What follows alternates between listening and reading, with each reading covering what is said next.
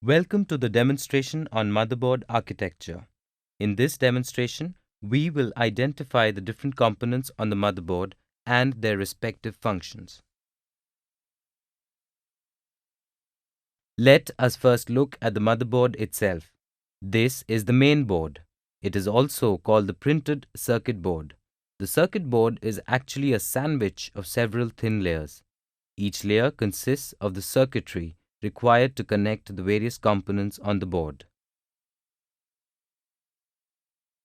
In this demonstration, we are using a single microprocessor motherboard. This is the microprocessor socket. However, there are dual microprocessor motherboards and even quad microprocessor motherboards also available.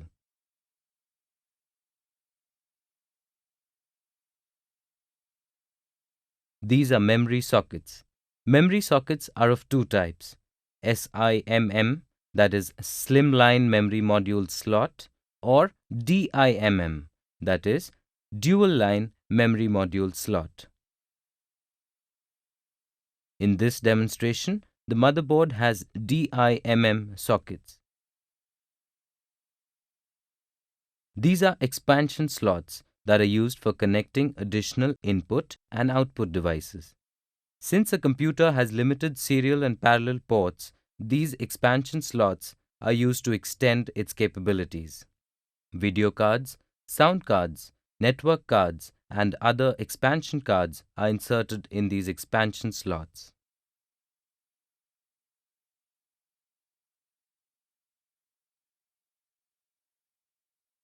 This is the USB header. Motherboards can have USB headers with 4, 5, 8, 10, or 16 pins. On most motherboards, the USB header or pinout consists of 9 pins arranged in 2 rows, which allows 2 USB connections, that is USB 1 and USB 2. Normally, the pins for USB 1 and USB 2 are in separate rows.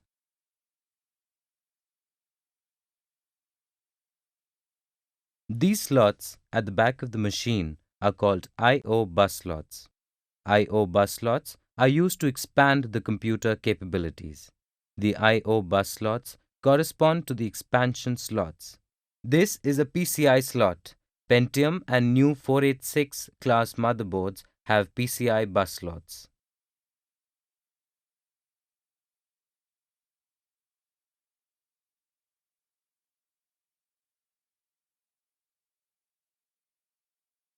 This chip is called the real-time clock or the CMOS memory.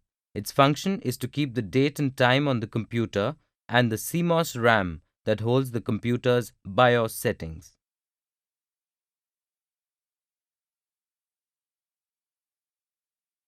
These are case pin connectors.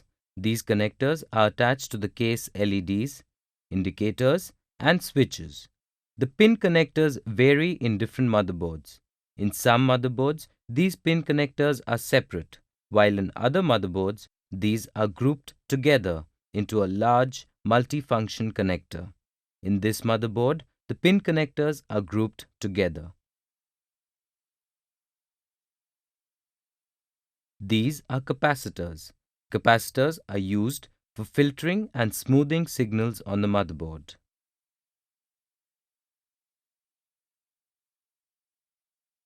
These are jumpers. Jumpers are pins on a motherboard that are used to provide configuration information to the hardware. Motherboards differ according to their jumper numbering, positioning, and settings. The motherboard manual is referred to know what the jumper settings mean.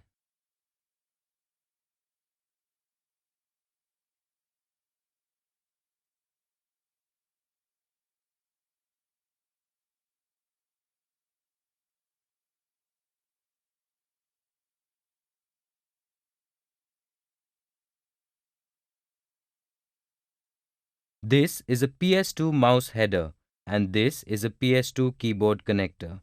Motherboards that do not have integrated ports provide headers on the motherboard instead. Headers are groups of pins used to connect devices or ports to the motherboard. These are serial port headers. Usually, there are two serial port headers. Each has 9 or 10 pins. However, only the first 9 are used.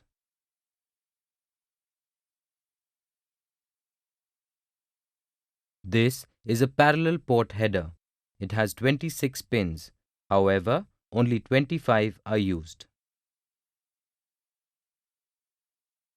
These are IDE interfaces. Note that each slot is different from the other. On these two IDE interfaces, either the hard disk or the CD drive can be connected. And on this interface, the floppy drive is connected. This is the Intel 430HX chipset.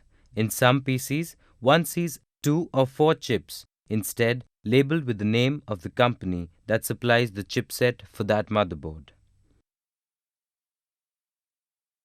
This is the battery. The battery is used to maintain information such as date and time when the power is switched off. In many older computers, it is a rectangular box, whereas in other computers, it is a flat, round watch battery in a metal holder as shown here. However, in some computers, the battery is not visible. Instead, there is a lithium battery within the real-time clock package. These were the different parts of a typical motherboard. This brings us to the end of the demonstration on motherboard architecture.